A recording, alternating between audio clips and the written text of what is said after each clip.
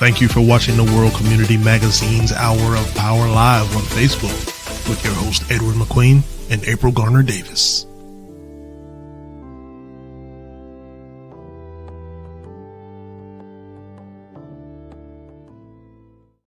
Wow, good evening, everyone, and welcome to WCM Live. Sorry about the mix up there a little bit. You know, everybody has technical difficulties, okay? Even CBS, NBC. So, give us some credit. Well, I understand. There was a really bad storm that rolled through the area. It could have been attributed to that. I don't know. Yeah, absolutely. It could have been one of those things. But April, you know something? It was probably worth it for people to wait.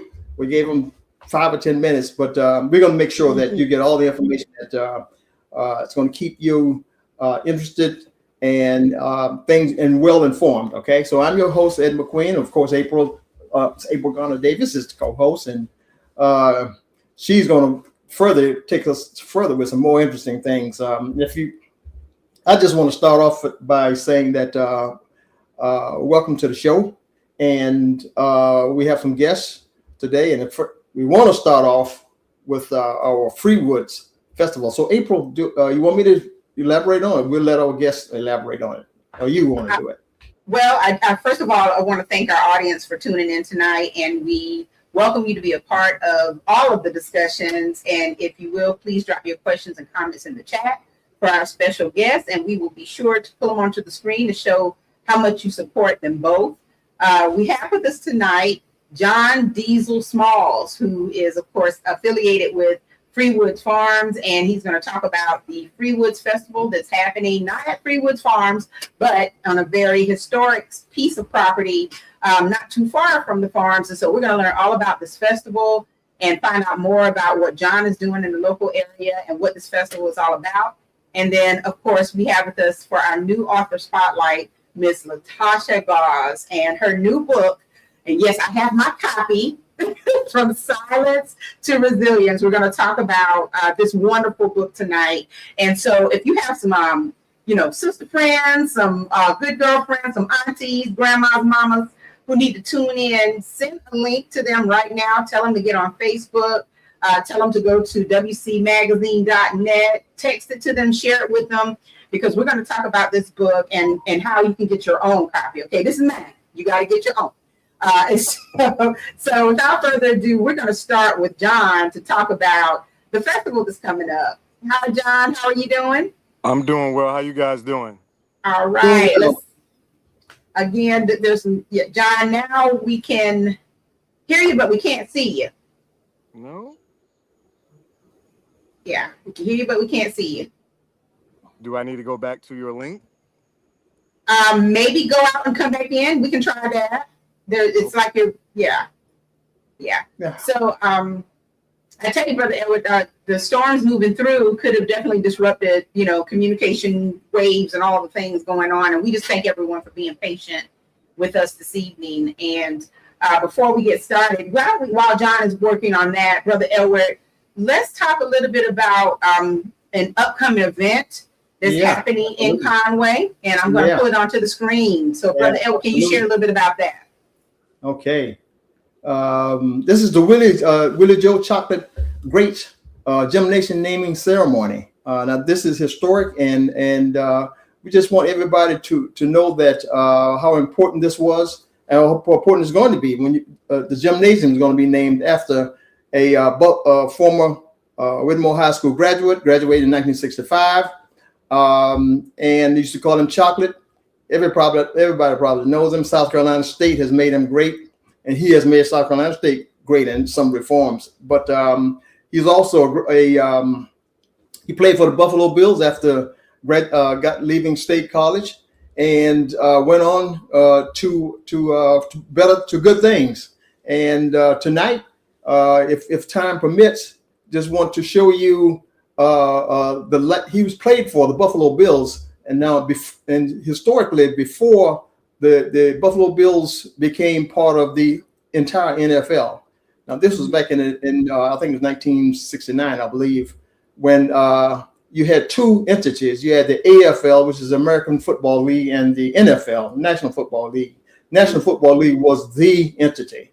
AFL was trying to break in, so some political injection there came, and they merged. So, and now the whole thing is just NFL. So the AFL was drafting a lot of players, and Willie Chocolate Grape was drafted to the Buffalo Bills. And we have, if we have ample time, April, we have a video that he made history himself in the Bills. He was the last play of the AFL before they merged the next month into the NFL was a reception by Willie Grape, and it's announced on there. If you can pull that up. Let me see if I can. Yeah, let me see if I can show that. Make sure we have a few seconds, but there we go. Okay, can everybody see it? No, not quite. It still has. All right. Let's see. Yeah. All right, here we go. Yeah, he caught the pass from Tom Sherman, the connection football trivia, and he represents the last regular season touchdown in American Football League history. That was the last play, the last touchdown ever. So he made history, and it resulted in a 19-yard touchdown by Willie Grape. You'll see. Let's check it out right now. Yes. Yeah. Tom Sherman to Willie Grape.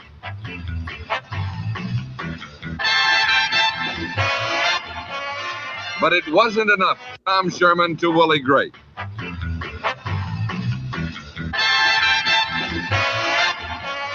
But it wasn't enough. Tom Sherman to Willie Grape. Yeah. It was the last play. When he said that it wasn't enough, that meant that it wasn't enough to win the game. Mm-hmm. Okay, not that the pass wasn't good. It was a complete pass. Mm-hmm. And so Willie Chocolate Grape made history there, and it's come from Whittemore, class of 1965. And a gymnasium is going to be named after him. That's at the old Whittemore Park School, as you can see there, which was originally Whittemore High School. And the gymnasium is the only existing, including another part, which is the 6th grade building. But the gymnasium is the last one of the two structures that they didn't bother to tear down in order to construct Whittemore Park School. So, and that one was the gymnasium. So they're going to name that after him. It's going to be a huge plaque, and it's going to be called the Willie Grape Gymnasium. It's on Thursday, July 16th. That's next Thursday, 10 a.m. It's going to last about an hour and a half. So it would be very, I think, very important for community to gather and see what the Whittemore legacy has continued to do. And we expect a pretty good crowd. Okay, based on the responses that we've been getting. So it's best that you come quite early. Again, it's at 10 a.m. in the morning. We'll have ample parking, I believe. And then again, it may not be ample parking if all these people show up. So please take note, put that on your calendar, save that date. It's by the Horry County Schools, and it's a ceremony for the Willie Joe Grape Gymnasium. This is history. I mean, this is great. Is something else. Yeah. So that meant that the gymnasium is going to be there for a while. That's what that means. True, and I don't think I realized that the gymnasium was a part of the original structure. I don't think I ever knew that. Yes.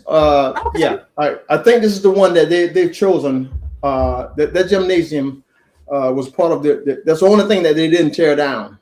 Right. Okay. Yeah, well, this is definitely historic. Okay. Yeah, all right. Well, awesome. Thank you for that, Brother Edward. And so we have John back. Let's see if we can get him on. Hopefully we can hear him and see him. John. Hey. Oh, yeah. All right. Awesome. How are you doing today? I'm doing divine. How you guys doing? Oh, we're doing great. Good, Thank you so much. Thank you so much for being with us tonight. Well, thank you. It's an honor to be with you guys. Yeah. So, So John, Freewoods Festival. First of all, tell us a little bit about yourself, and then let's get into the festival. All right. So again, I'm John. Diesel Smalls. Diesel came from my high school and middle school days of being strong, but as well too, it connects me to Freewoods, right? Just grew up grew up in the Freewoods community. I like to say Freewoods. Everyone else knows it as Burgess. It is the Burgess community, but Right. I Freewoods hold a little bit. It's a little bit closer to me due to the Yeah. fact that the historical information and Free Woods represent those men and women that established that community. So I grew up with those men and women, and I and not just growing up with these men and women, I grew up hearing about these men and women that came before me. So that Right. that had me excited. That had me want to grow up. So I'm one of those younger guys that want to be older. So I'm not one of those younger guys that want to be younger. So I look at my older generation as my beacon of light, as my guides. Even if I don't speak to the elders or they don't speak to me or we don't see each other, I still see them as my guide because it's Southern hospitality and it's respect. And as well, we learn from you guys because that's what the Freeless Festival is about, because it's about elevation. And now it's that time, everyone's working, everyone got things going on, right? Yeah. And I've always been working to try to establish our economics, always been working to not to put myself out there, but to help my community as well, help others, give them another avenue or another thought process of, oh, I could do it too. So it's always been like that for me because I grew up in a very, very, very tight Southern hospitality family where they took care of each other, which I know a lot of you guys can relate to me. But now it's time that we put it to the forefront and hold ourselves accountable as well too. Now we could be adults and raise these kids the right way and point them out and show them. And then we don't feel wrong with scolding each other or getting on each other because it's about the bigger scheme of things. And again, I've been connected to Freewood Farm. I came back from the military. I was out in San Diego. I helped my brother start a pie baking business, which we did really well with. We worked with Whole Foods. We worked with San Diego State University. Got involved with the Balboa out there with Mama Makeda with the World Beat Cultural Center. So if you're ever in California or in San Diego, please go see Mama Makeda. She's like another beacon of light. She's like I can't say she's a queen quet. She's not a queen quet, but she is that lady over there in San Diego, California. So anytime you over there, if you want something culturally intact, please go see Mom Makeda at the World Beat Cultural Center. So, but again, and plus she looks like us too.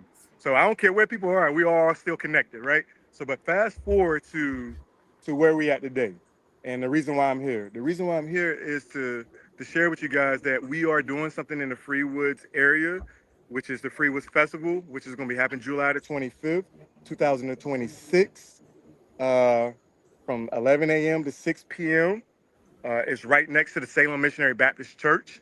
If you don't know where that church is at, the address is on the flyer. It is 1112 Freewoods Road. Again, the name is in the title of the festival. And then again, I think we came together as a family, but it's not a family event. And I don't want people to think it's a family event. I don't want to think of it's just a Freewoods Road event. Freewoods is the encapsulation of everybody, the whole community. Obviously, we got Bucksport over the river through the woods. If we move the woods, we'll see Bucksport. So that's our neighbor. We got Socastee, we got Myrtle Beach, we got Conway, North Myrtle Beach. We got Murrells Inlet. We have Conway in certain little pockets. And we all have connection to Freewoods. Just like us, we all have connection to these other areas. So we thought that it would be very important that we take the opportunity to start something, which is the Freewoods Festival, which the goal is to do every year. And we want to bring recognition to not just the neighborhood or the community, but just to the families. And Freewoods represents the spirit, which we all have, and we all are in the Gullah Geechee corridor. And we want to remind people that even if you're not on the ocean or you're not in Georgetown, you're not in Charleston, you're still Gullah. You're in the Gullah Geechee corridor. So we need to know where we at. Because when we know where we at, we can know where we're going. And as well, especially when we know our history. So, and Freewoods is big about spirit. It represents resilience. It represents freedom. It represents hard work. It represents people who believed in building something better for the generations that would follow. And here comes myself and my siblings and other people of the area that we decided that it's time that we wake the sleeping giant up and that we bring something culturally intact to the community that represents us and not embarrassed about who we are. Because sometimes, we're excited about it behind closed doors, but we need to be excited about it because we come from greatness. And, especially that word Freewoods. We always talk about Freewoods Farm, which is great. I love Freewoods Farm. That was our family land. It's a nonprofit, but as well, too, you know, we need something that's going to draw everyone in. And we thought the Freewoods Festival would be a great idea, which we're reaching out to vendors. We want arts and craft. We want food vendors. And we know our folks down here in Horry County know how to cook. And I know some people can get down, so y'all need to come out there and get down.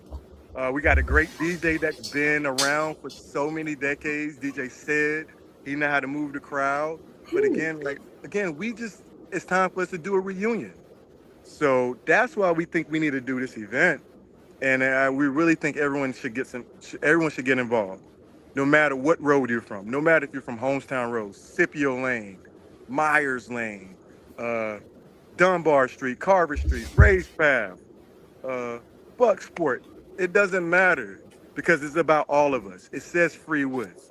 And we had free men and women in this area.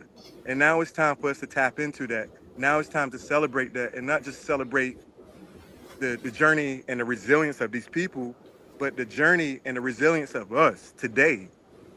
Because a lot of us been through a lot and we're still pulling up and we're still showing up. So we want you guys to show up on July the 25th, 11 a.m. to 6 p.m. We're going to have fun games, 50-yard dash. We can see how high you can jump. Young man over there, I want to see you running. You. Yep, you. Uh-huh. Brother, he's talking to you. Yep, yep. Come out there. Look, if I'm running, I'm running away from something. Must be something. We're going to recognize some of the elders. We're going to recognize one of the eldest ladies a woman, a lady, excuse me, the eldest lady from that road, Freewoods. We're going to recognize her. We're going to recognize successful businessmen and women in that area. Because again, sometimes we don't recognize these people that's been working in silence, that's been always showing up every day, doing their day-to-day work. So we want to recognize these people. And hopefully when we recognize these people, if you haven't seen them before, now you see them, but now maybe that young man or that young woman could be inspired because that young man or that young woman might not be a college student. That young man and that young woman might not be an athlete, but that young man and that young woman could be somebody that could add on to our community and stimulate our community. So that's why we want to recognize these individuals. And as well, that's why we want to have this event. And the reason, and another reason we want to have this event, because we want to put it on a place that was recognized, but as well where people gathered a long time, way before I was born, way before I even thought of. But they was over there near that oak tree, near that church, near Salem Missionary Baptist Church. You got that river back there. And so, you hear the stories. So now you'll be able to hear some of the stories from out of Freewoods. And maybe hopefully that inspire other elders to tell their stories too. Because we have a gathering tree. So we want them to come out and tell the stories. So transplants will understand that we've been here, we're constantly working.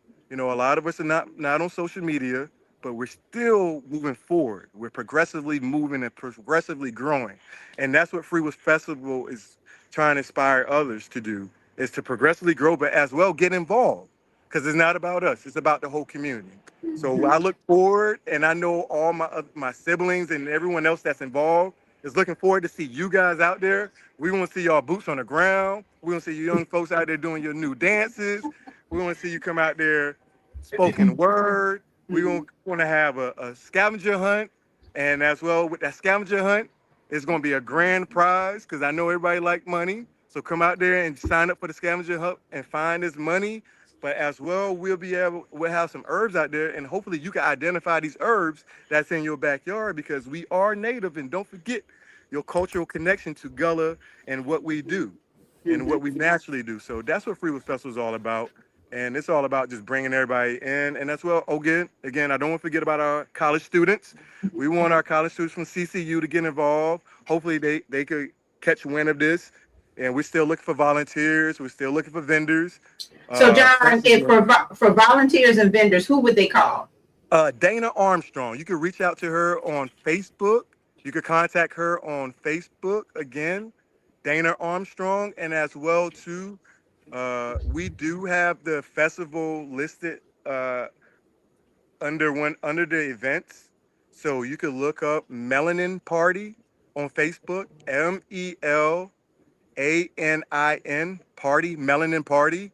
You can reach out to there, and the information or any questions could get forwarded over to the members of the festival, and those questions could be answered in a timely manner.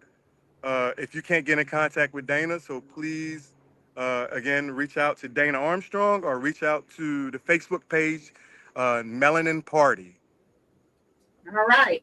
Well, John, thank you. Yeah, brother, you have something before we? Yeah. I think just some further clarification there. You got to let the audience know that it's not going to be at Freewood's Farms. No. Just because it's all the big sign of this at Freewood's. You have another location here. Okay. Yeah, so it's not at Freewood's Farm. So I want everybody to realize Freewood's is a road. And, you know, we have a farm there. It's called Freewood's Farm. It represents the road. So, again, if you keep traveling down Freewood's Road, you will run into Salem Missionary Baptist Churches, which is obviously one of the oldest churches on our road, on Freewood's Road. So once you see Salem Missionary Baptist Church, you will see the festival right there on the left side of the church, right next to that big oak tree. And we'll have signs plastered all throughout the community and as well throughout the road. That's good. Fantastic, man. Thank you. We really appreciate all this information, man. Yeah, awesome. I think it's going to be well attended. Yes, and we look forward to seeing you guys, and as well, you know, Southern hospitality at its finest, y'all. We can't forget our manners. Don't you walk by no elder and don't speak, because you're going to get in trouble when you come out there. Yeah. Thanks for the warning. Yes. Appreciate that warning. Yeah. Thank you, too. All right. Well, thank you so much, John. Appreciate you. And again, if you want to be a vendor or a volunteer, you can contact Dana Armstrong on Facebook, inbox her, and she will be able to send you all of the information. And again, this festival is happening on July 25th. It's Saturday, July 25th from 11 a.m. to 6 p.m. And it's at 11122 Freewoods Road. Get in on it. This is going to be great. And John, we appreciate you being here with us. Keep doing big things for your community. Hey, that's what we got to do, right? Absolutely, we got to be the change that we want to see, y'all. That's right. Absolutely. That's right. Thank you so much. Very proud of you. Thank you much, man. Appreciate it. Godspeed. Brother, that's going to be nice. See? Oh, it's going to be really nice. It's going to be something. It looks like it's going to be something.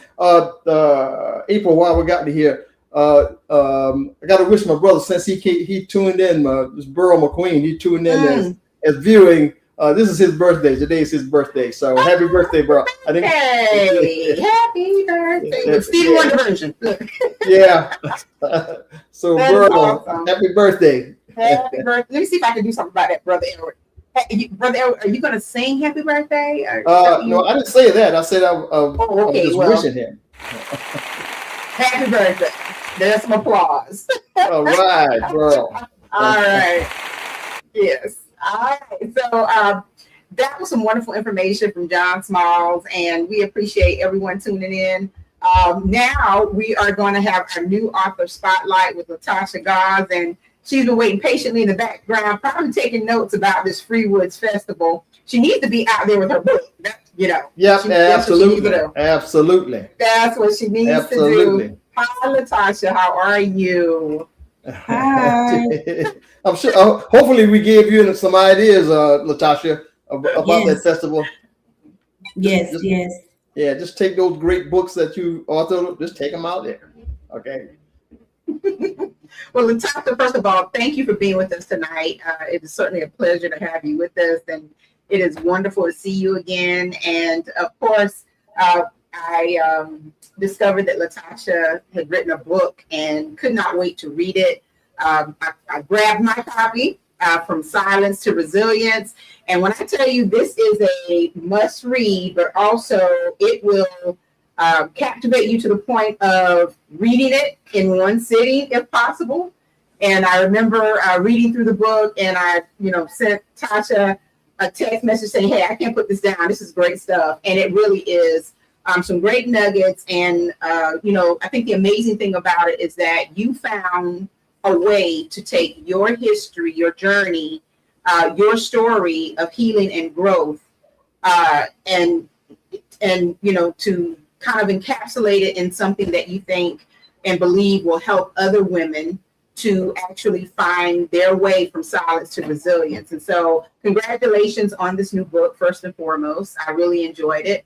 And, want you to, start by telling our viewing audience a little bit about yourself, and then we're going to get into a little bit of this book, okay?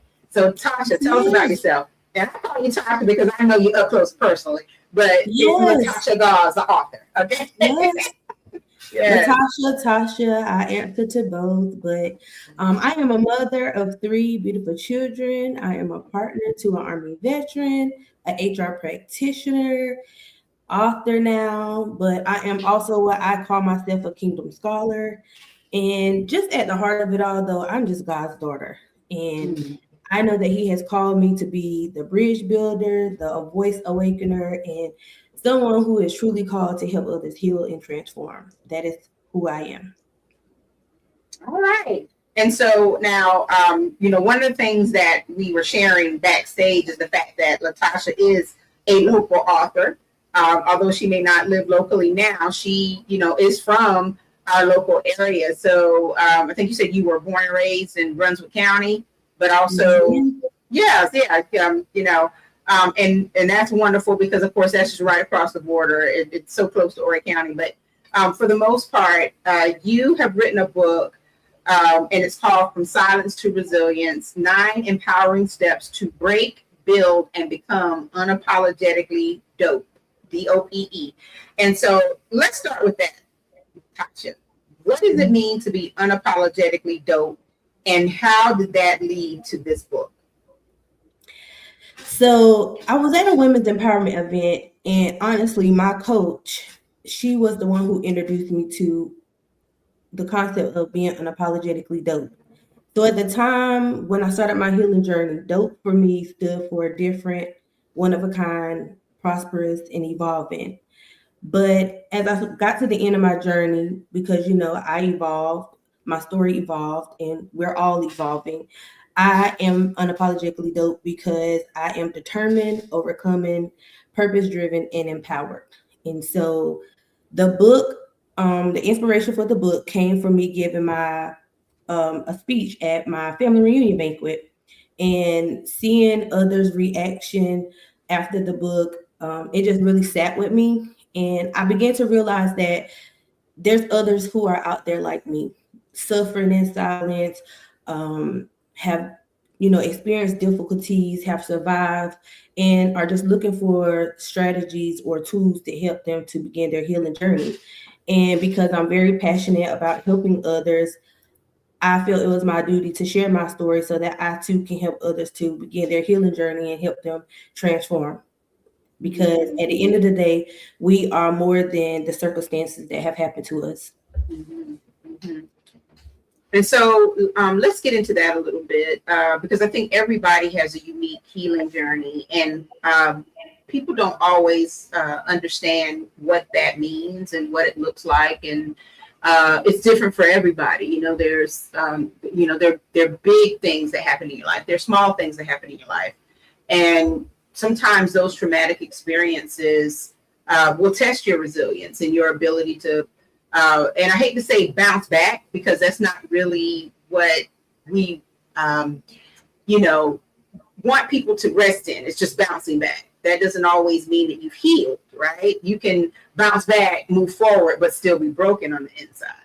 And so your journey started from a very, and I dare say, commonplace when it comes down to the type of traumatic experiences you went through, but we hear about these types of things, pretty often. And so, if you will, if you're willing, just, kind of give us a little backstory on what, really led you to explore and search for that healing that you needed after your situation. I just got tired of hurting. And for me, if you were to ask me, how did I go from silence to resilience? I will tell you that I just got tired of allowing the silence to control me. And so once I started the healing process, I realized that I had a choice. Either I let the silence control me or I control the silence. And so I started the process of my healing journey because I didn't want to be stuck there. I didn't want my children to see me stuck there. And so I wanted to change the narrative of what I went through and just made that decision. I mean, healing is very linear, but you have to be willing to take the first step. And I made the decision to take the first step and start the process. Is it easy? Absolutely not. But it is possible. Mhm. Now, I'm going to challenge you to open up a little bit more so that people will really understand the nature of your book. Yes, ma'am. You explore a lot in terms of, what your childhood experience was like growing up. As a matter of fact, you open with growing up, my childhood was a mix of love, lessons, and challenges. Like many families, we had our share of struggles, but also moments that shaped my strength and character. And so, what were some of those moments that later led you to take this pathway of, healing and growth, but also wanting to actually pour that into others who may have gone through some of the childhood experiences or family situations that you encountered? My children, I wanted to change the narrative for my children. And I didn't want my children to be in a situation where they felt like they couldn't come talk to me, or if something happened to them, they wouldn't be able to share. They wouldn't be able to talk to me. Growing up, like I said in the book, it was a mix of a lot of things, and for me, I really used, my education to fill a lot of the voids that stem from my hurt and my pain, but I just didn't want to stay stuck there. I didn't want to I did not I just wanted to change the narrative so that my children wouldn't have to go through that. Because as I said in the book, you know, a lot of people say what goes on in this house stays in the house. Um, it's a real thing, but it actually does more harm than it does good, because that is truly what kept a stronghold for me and what I went through. And so I never wanted my children to have to experience that. And so I knew that it was my responsibility to break that cycle, break that generational curse. Mhm. So, as we explore certain areas of your book, you formatted it in a way that actually gives you a great explanation of, what happened to you along the way, the things that you experienced that were all kind of a compounding of all the hurts that you experienced along the way. And at the same time, you've turned this into a workbook of sorts, because you have like an assignment that readers are to complete. Basically, either they're reciting some prompts, they're answering some questions, they're being introspective about some things. And one of the things you say in your book is that your mind is the battlefield where healing begins. And so, you've pretty much shared with us that you were just tired of hurting. You were tired of the silence, the things that, like you said, what happens in this house stays in this house. And I'm sure that presented a really big mental challenge for you, emotional challenge, all of the things. As you wrote this book, tell us a little bit about how this experience of writing this book was actually healing for you, and some of the things that you were able to let go, hopefully, as you were, putting the pen to paper. So the hardest part of writing this book was the first phase, which was the break phase, because it required me to truly revisit areas in my life that I had already put behind me. And so for me, at first, when I started writing, I was writing from an unhealed place because I was just very angry and, just blaming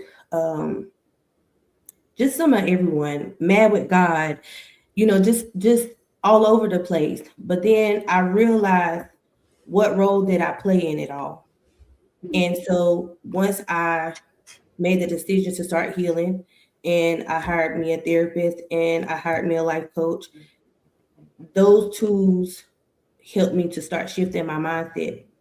And then once I started shifting my mindset, I realized that even with this story, the story is bigger than the circumstances and the things that happened.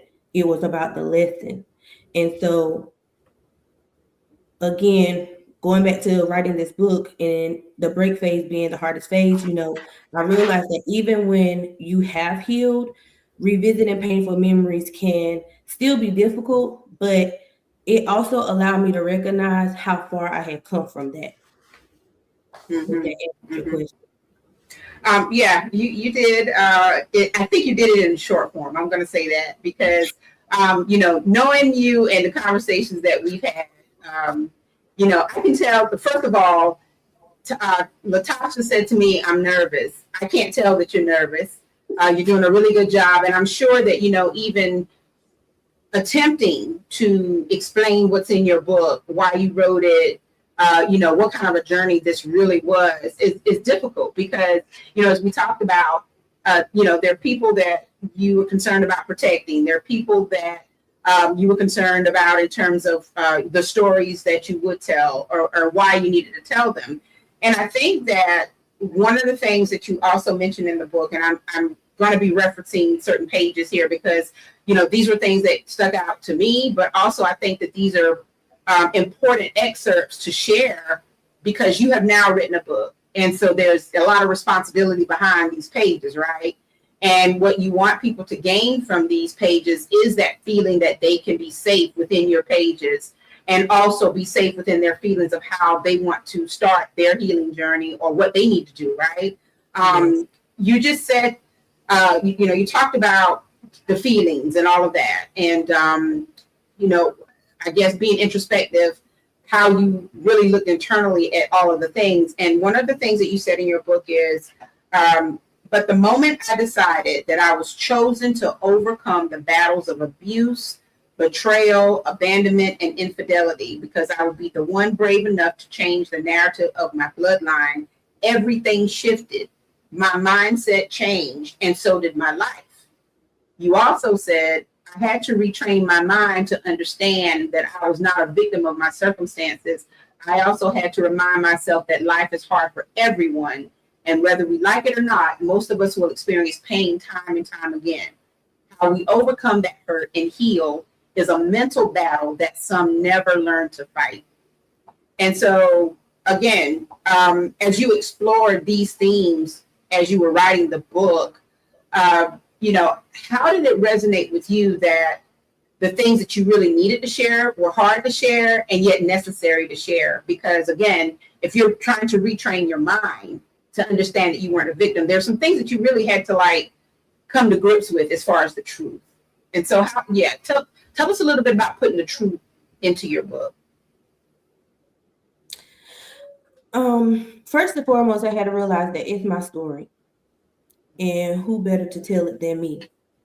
And so I just wanted to be the one to be in the driver's seat and be the one to take control and steer that car in the direction that I wanted to go. And so for me, I just felt like it's very important because, as they always say, the truth shall set you free.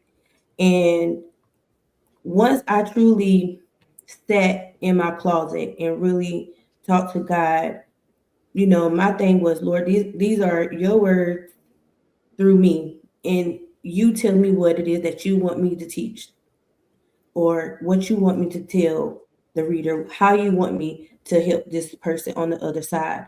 Because again, also, I didn't want my book to be just any old book that just sits on a shelf.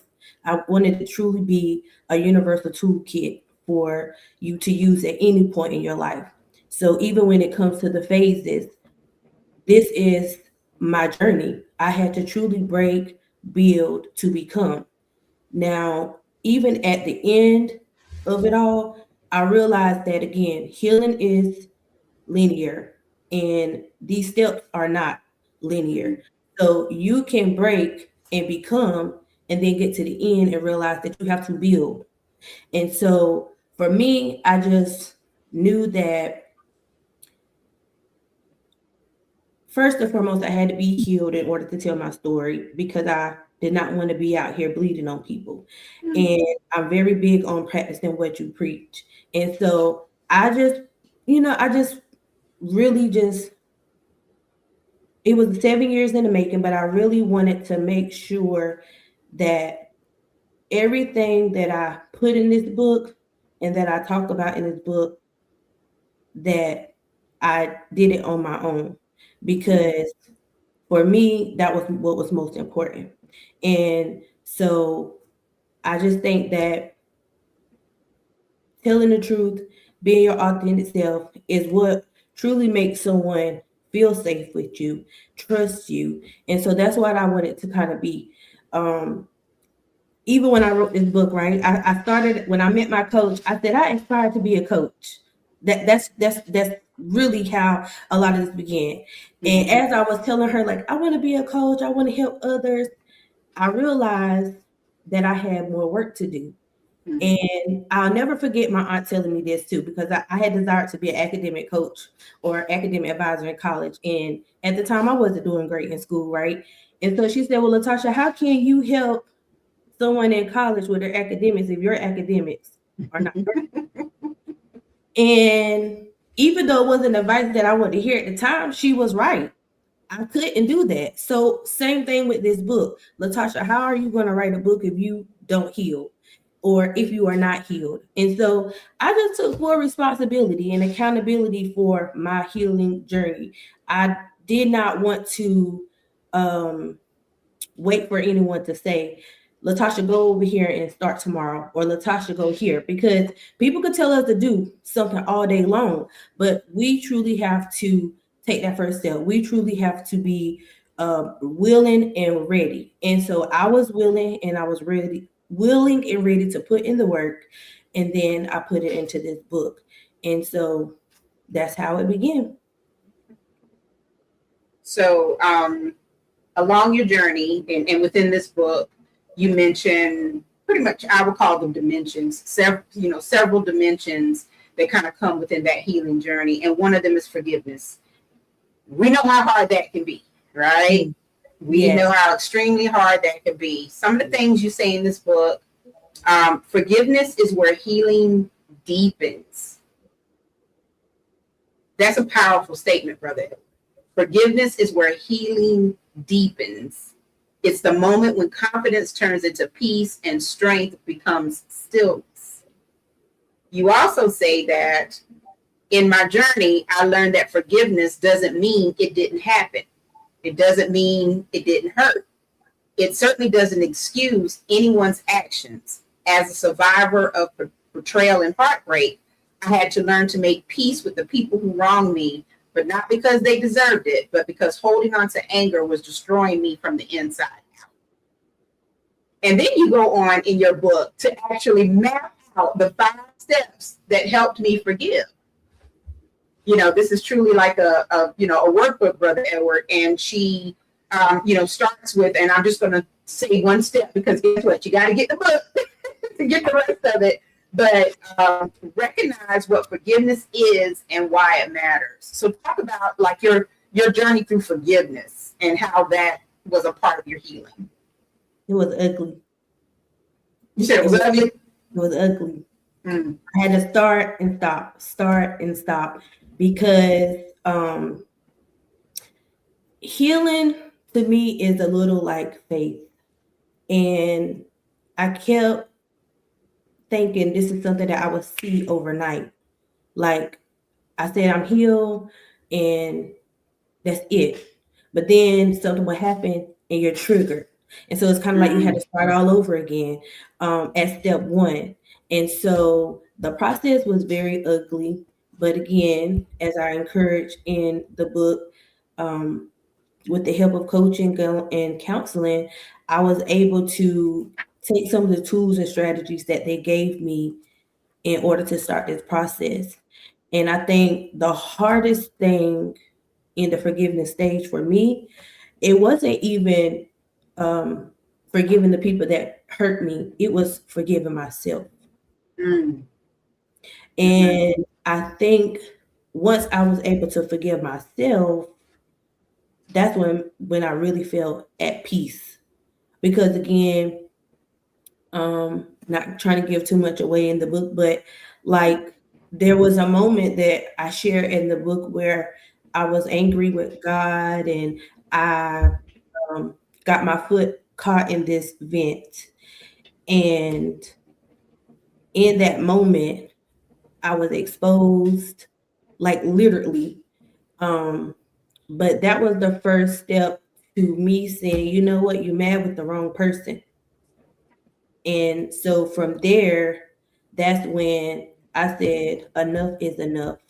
And so I started the process of truly learning how I needed to forgive myself, because once I was able to forgive myself, then I was able to forgive others. Mhm. Yeah. You know, it's without having read the book so far, and I don't know how many minutes you've been talking, but it seems to me like I should be saying this at the end, but you have left nothing out. so, so, you know what I mean? It seems to be your precise journey. I'll use the word precise because you've been very clear at it. But your journey has just been very capturing to an audience, to me. Thank you. So, and for you to come up with these phrases, for example, that you know, that's very clear. So that's my comment on that. Mm-hmm.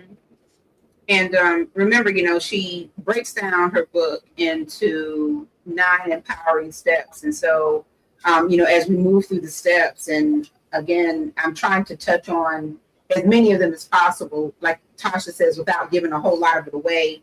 But a lot of these things resonate with me as well. And so one of the things that you touched on is basically the discovery of your why. And I think that that's important because a lot of people are constantly searching for their why, their purpose, the thing that gets them up every day and makes them, continue and push through the things that are hard, the things that are difficult, the things that, may even keep us up at night or make us cry ourselves to sleep. And you talk about how, discovering, and you say this in the book, I discovered that clarity follows forgiveness. And that clarity led me straight to my why. You mentioned earlier, of course, that your children are your why. And, you have no doubt about that. And that, you're really trying to set a different trajectory for them as they move through certain spaces. And you're creating, like one of the viewers said, a safe space. This book is a safe place and a safe space for them to explore not only the themes that you have in this book, but, their mother's own personal history. And, it may not resonate with them right now as young people read, and some people take it, some young people take it in, some people take it in with a grain of salt or whatever, because they haven't really experienced anything. But you can best believe that one day when they get to be our big age, they will look back and say, you know what, Mama wrote about this, Mama talked about this, or whatever the case is. And so, you really are leaving quite a gem for your children and for others as they explore these different themes. And so, I think that, one of the things that people will take away from your book is that it is progressive, because you kind of take everybody through like the different stages of the healing journey and all of the things that are embedded in that healing journey. And again, everybody's healing journey will be different. And this is not to say that LaTasha's book is like the clearest path to healing. I can honestly say after reading the book, I don't think that's what she's saying, but I think what she is saying is that this was her journey. And if you read the book openly in terms of your mind and your heart, and you take in the themes and the things that she's talking about, you will see yourself in these pages easily, like from the start. That's why I was like, at the laundromat with this book under my arm, trying to complete my laundry. And I'm like, I cannot believe I did put it in the laundry detergent, and I was reading the book, so distracted. And, I think that, when people get into this book and they start to understand what it is that you're trying to empower them with, one of the main things that they will walk away with is the fact that all of these things lead to the idea of resilience. And so step 9 is about that. Step into your power of resilience. You ask certain questions within this chapter. You even kind of define what resilience is in terms of being a great superpower. And also you get into a lot about, how your faith is a part of this. And so as we kind of wrap up this interview, tell us what you want people's greatest takeaway to be as they read this book and kind of search themselves within the pages. I want them to first know that with God, all things are possible. And I want them to know that though our journey may not be the same, our healing is one and the same. And so I just encourage them to take the first step. If you are dealing with something, struggling with something, or have experienced something, and you just don't know where to start, I just encourage you to truly take the first step. But take the first step with an open mindset that there will be setbacks. There will be days where you will go through a valley, but just know that if you keep chugging, like they say, the little engine that could, you will overcome and you will get to the top. So I just encourage them to, know that anything is possible, because we, again, are more than the circumstances that happen to us. And once we do tap into our resilience, we can overcome anything and rise above it all. Mm-hmm. Absolutely. So now, Brother Edward, one of the most important things that we can share, aside from, what LaTasha has shared with us tonight, is how people can get the book. First of all, I want to share with you the website. And Tasha, you can kind of walk us through your kingdomscholar.org website. Yes, ma'am. So if you click the link that says grab a book, it will take you directly to the Amazon page where you can purchase it. At the top, Miss April, the 3 lines at the bottom, at the top in the left-hand corner, it's my left-hand corner, so I'm hoping it's everyone else's. But there's more if they want to know more about this story, how it came about. I share my story. I share the different what's inside the book. So if you can click that link, Miss April, those 3 lines at the top. Right here? In the left-hand corner. You see it at the top? Uh-huh. So if you click that drop down, I can't see it on your side, but it should say the story behind the work and what's inside. It should take them there, and they'll be able to see the different phases and what they'll gain. It'll tell them, before the struggle, during this journey, and then what it should look like after this journey. So I take them through the transformational journey. Okay. I don't see that on this side, but she just explained it beautifully as far as how you can find it. I do see like a narrative of what the book is all about. And then there's like you can read a sample of the book. But also, let's go back to your website. And what will they find on the website if they visit your website? So on the website, they'll find more about the author. Again, they'll find my story. And yes, those lines right there, Miss April. There This is you what go. you're talking about. Okay, Yes. there we go. On your actual So, website. Okay. yes. Beautiful So this picture. basically Okay. gives them the story behind the work and basically how I came about, wanting to start this journey of helping others. If you go back to it, the next one should say Your your transformation. transformation. Yes. And so this again talks about, so the struggle is not saying that you are like struggling physically, but if you are just struggling with something in general, this is where you're at. And so the invitation, if you keep scrolling down, is where I invite you to basically grab this book and go on this transformational journey with me.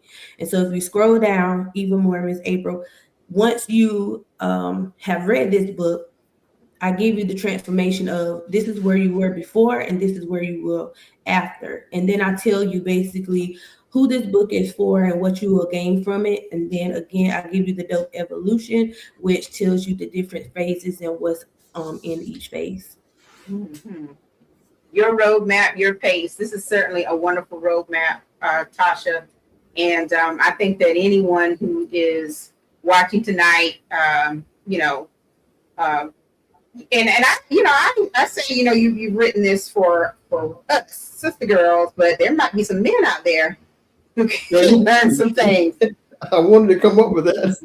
I was actually shocked that men were purchasing my book. So yeah, I had a professor and my children's guidance counselor, and so yeah, it's been great. Great, fantastic. Yeah, it's good to know that we're not left out. But anyway, the book just sounds great. Okay, and it just seemed like you got a nice website, by the way.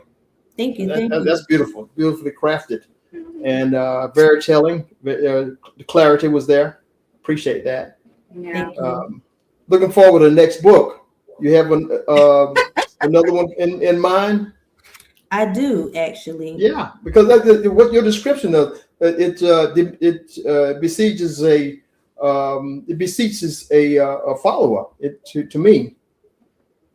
Well, as Ms. April said, I am a doctoral student, and so the second book, I'm actually trying to partner with my coach, so about it. But I'm a first generation scholar advocate at heart, and so I really would like to do something next for our college students. And Ms. April can tell you about my college journey. It started back in 2008, so it is 2026, and that's how long we have known each other. Mm-hmm.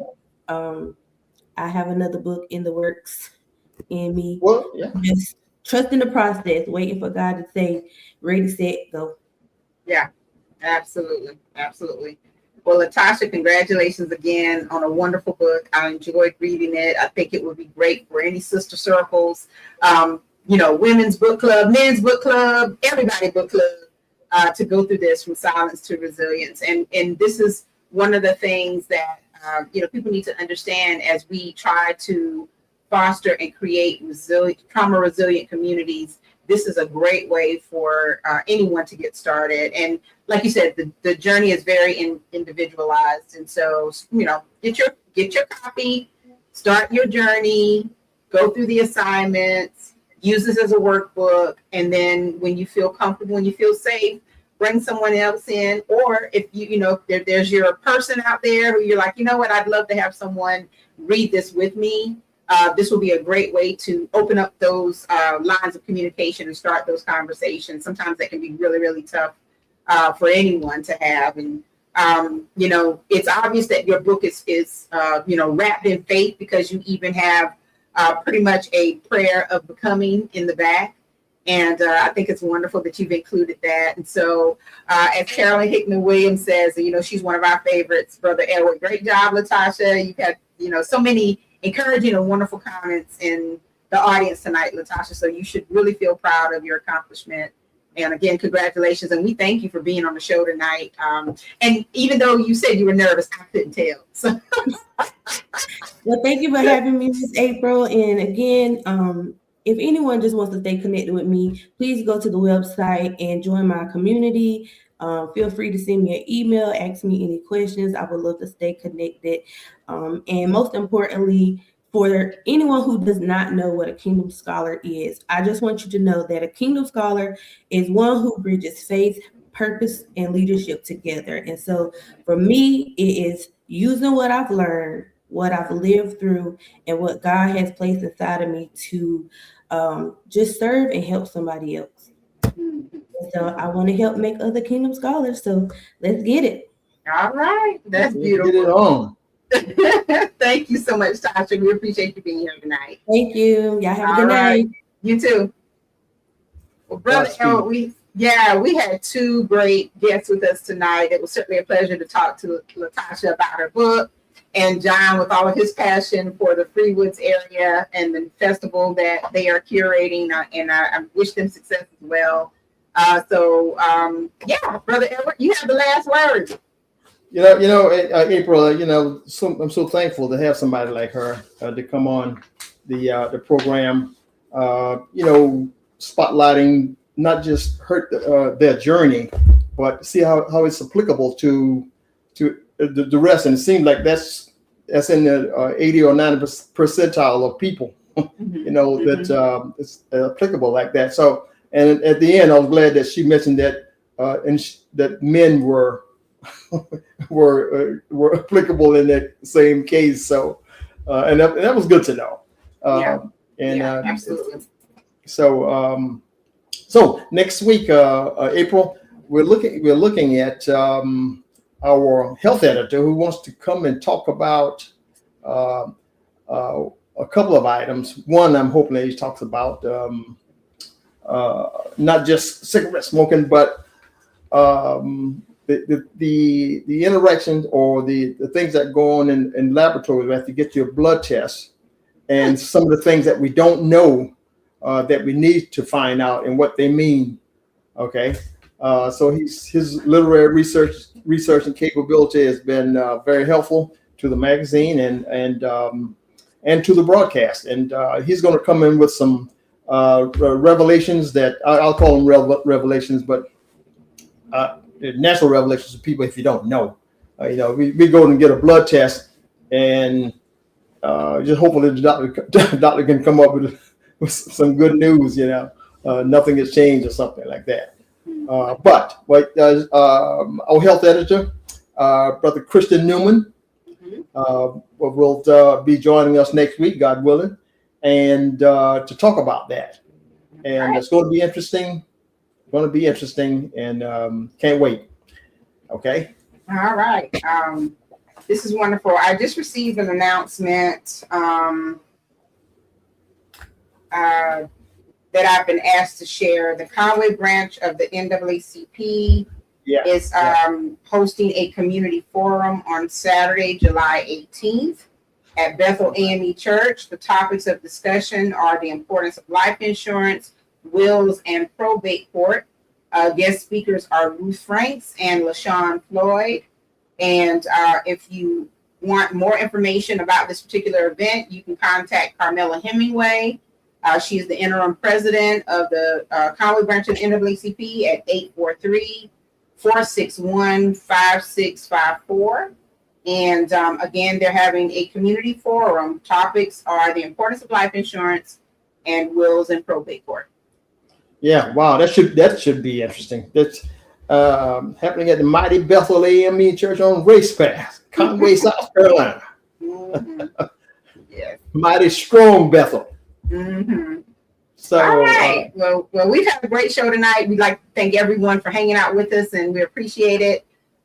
Even through the technical difficulties, those things do happen, but you remain faithful and supported our guests, and we really do appreciate it. We'll be back next week, and again, same time, same back channel, as we always say. Same back channel. April, send a shout out, and I'm going to do this next week until the end. A shout out to all of the donors to our summer jobs program and the summer leadership program. Okay. Yes. We, the Rural Community Magazine, and Mrs. McIver with her Roots of Reading. Mm-hmm. We're so appreciative of the donations and all the support that we've been getting. This is going to be a really good, successful trip this summer. As was last summer. Okay. Mhm. So we can't beat. We are trying hard to beat last summer. So last summer's good. It was really a You blast. always gotta come harder, come stronger every year. Yep. Yeah. So, and I'm glad that you mentioned the summer programs, because the summer jobs program was on hiatus because of the holiday weekend. But just want to remind all of our summer job employability course participants that we will meet this Friday from 11 to 12. And we have as a guest speaker on this Friday, Dr. Crystal P. Bowman of Integer Technologies. And she's going to talk about college and career readiness. And she's going to share with our participants her journey through Horry County schools, and then Clemson University on through grad school, and getting her doctorate degree, what she's doing in her field. And it's going to be amazing. We also have Aaliyah McIver, who's going to be joining us to talk about her journey as well. So they're going to get that college. Yeah. This is what you got to get ready for. You're in high school now, middle school, high school, and this is what you have to look forward to. So it's going to be a great session on this coming Friday at 11 a.m. for those summer jobs participants. Yeah. Fantastic. We're making this summer jobs fun. Okay. Mm-hmm. Okay. It's a job, and you're going to be earning, money, but you're just making it fun. Absolutely. All right, Brother Edward. Well, it's been nice. Thank you all for joining us again, and we will see you next week. See you next week. Godspeed. Yes. Bye. Thank you for watching the World Community Magazine's Hour of Power Live on Facebook.